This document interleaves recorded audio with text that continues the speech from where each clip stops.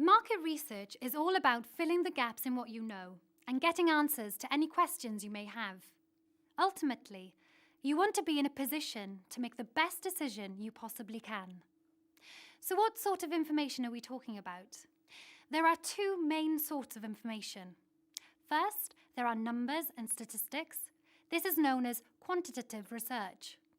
This is all about finding out things such as the size of the market you're operating in. What is the value of the market? How many items are sold? Or if you're in the business-to-business market, how many contracts are available to bid for? How many customers are there? How many are likely to buy your product or service? You'll want to know how many businesses are already competing in this market and what market share they each have. You'll also want to know how fast or slow the market is growing. After all, if it's static or declining, you may decide it's not the place to be. Some of this information is available from published reports.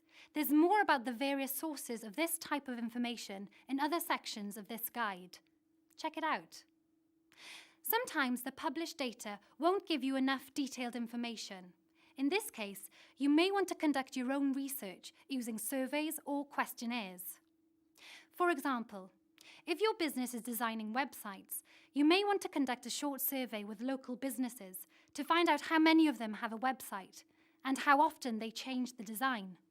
If you're going to run an agency for temporary teaching staff, you may want to survey schools in your area to find out how many temporary staff they need and how often they need them.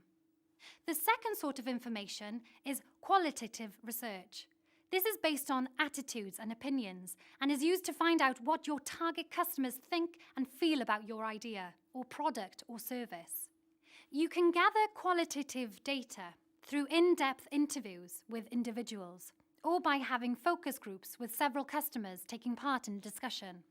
In this case, you're finding out how people feel about different aspects of your product or service. For example, the price or the packaging or the offer.